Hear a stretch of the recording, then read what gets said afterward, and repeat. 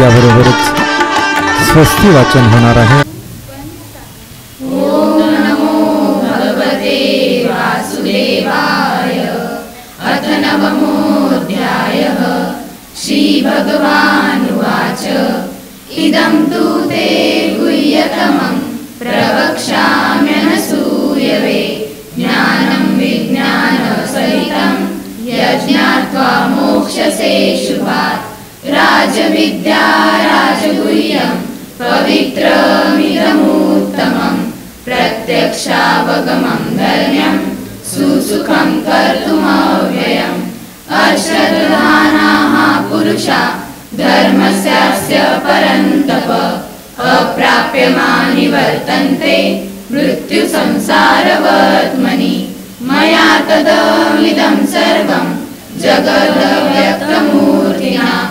मत्स्थानि सर्वभूतानि न चाहं तेष्वस्थितः। न च मत्स्थानि भूतानि पश्य मे योगमेश्वरम्। भूतभृन्नश्च भूतस्थो ममात्मा भूतभावन। यथाकाशस्थितो नित्यं वायुः सर्वत्र गो महान्। तथा सर्वाणि भूतानि मत्स्थानीत्युपधारय। सर्वभूतानि कौन्तेय प्रकृतिं यान्ति मामिकां। कल्पक्षये पुनस्तानि कल्पादौ विसृजाम्यहम्। प्रकृतिं स्वामवष्टभ्य विसृजामि पुनः पुनः। भूतग्राममिमं कृत्स्नम् अवशं प्रकृते वशात्। न च मामतानि कर्माणि निबन्धन्ति धनञ्जय। उदासीनम् असक्तं तेषु कर्मसु। मयाध्यक्षेण प्रकृतिः सूयते सचराचरम्। हेतुनानेन कौन्तेय जगद्विपरिवर्तते। अवजानन्ति मां मूढा मानुषीं तनुमाश्रितम्।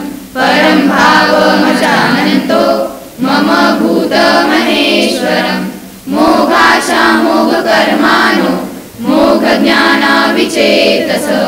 राक्षसीं आसुरीं चैव प्रकृतिं मोहिनीं श्रिताः। महात्मानस्तु मां पार्थ दैवीं प्रकृतिमाश्रिताः। भजन्त्यनन्यमनसो ज्ञात्वा भूतादिमव्ययम्। सततं कीर्तयन्तो मां यतन्तश्च दृढव्रताः। नमस्यत्यश्च मां भक्त्या नित्ययुक्ता उपासते। ज्ञानयज्ञेन चाप्यन्ये यजन्तो मामुपासते। एकत्वेन पृथक्त्वेन बहुधा विश्वतो मुखम्। अहं क्रतुरहं यज्ञः स्वदाहमहमौषधम्। मन्त्रोऽहमहमेवाच अहम् अग्निरहं तम्। पितामहस्य जगतो माता धाता पितामहः। वेद्यं पवित्रमोङ्कारं ऋक्सामयजुरेव च। गतिर्भर्ता प्रभु साक्षी निवास शरणं सुयत्। प्रभव प्रलयस्थानं निधानं बीजमव्ययम्। तपाम्यहं वर्षं निगृह्णामि सृजामि च। अमृतं चैव मृत्युश्च सदसच्चाहमर्जुन। त्रैविद्या मां सोमपापूतपापा। यज्ञे विश्वास्वर्गतिं प्रार्थयन्ते। ते पुण्यमासाद्य सुरेन्द्रलोकम्। अश्नन्ति दिव्यान् दिवि देवभोगान्। ते तं भुक्त्वा स्वर्गलोकं विशालं क्षीणे पुण्ये मर्त्यलोकं विशन्ति। एवं त्रयी धर्ममनुप्रपन्ना गतागतं कामकामा लभन्ते। अनन्याश्रितयन्तो मां ये जना पर्युपासते। तेषां नित्यमयुक्तानां योगक्षेमं वहाम्यहम्। ये पन्यदेवता भक्ता यजन्ते श्रद्धयान्विताः। ये मामेव कौन्तेय यजन्त्य विधिपूर्वकम्। अहं हि सर्वयज्ञानां भोक्ता च प्रभुरेव च। न तु मामभिजानन्ति तत्त्वेनातश्रवन्ति ते। यान्ति देवव्रता देवान् पितृयान्ति पितृव्रताः।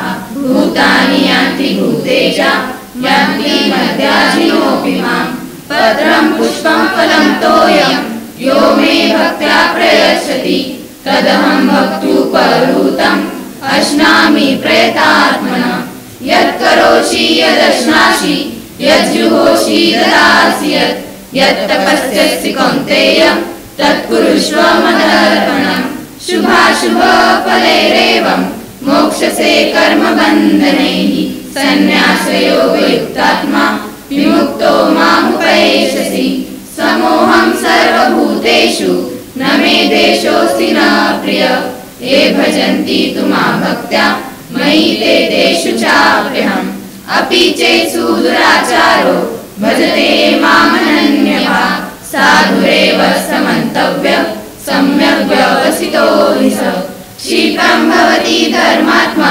शश्वच्छान्ति निगच्छति कौन्तेय प्रतिजानीहि न मे भक्तः प्रणश्यति माहि पार्थव्यपाश्रित्य येऽपि स्युपापयोनय श्रियो वैशासता शूद्रा तेऽपि यान्ति परां गतिम् किं पुनर्ब्राह्मणा पुण्या भक्ता राजर्षयस्तथा अनित्यं सुखं लोकम् इमं प्राप्य भजस्व मां मन्मना भव मद्भक्तो मद्याजी मां नमस्कुरु मामे वैश्यसि युक्तेव आत्मानं मत्परायणम् ॐ तत्सदिति श्रीमद्भगवद्गीतासु उपनिषत्सु ब्रह्मविद्यायां योगशास्त्रे श्रीकृष्णार्जुन संवादे राजविद्या राजगुह्ययोगो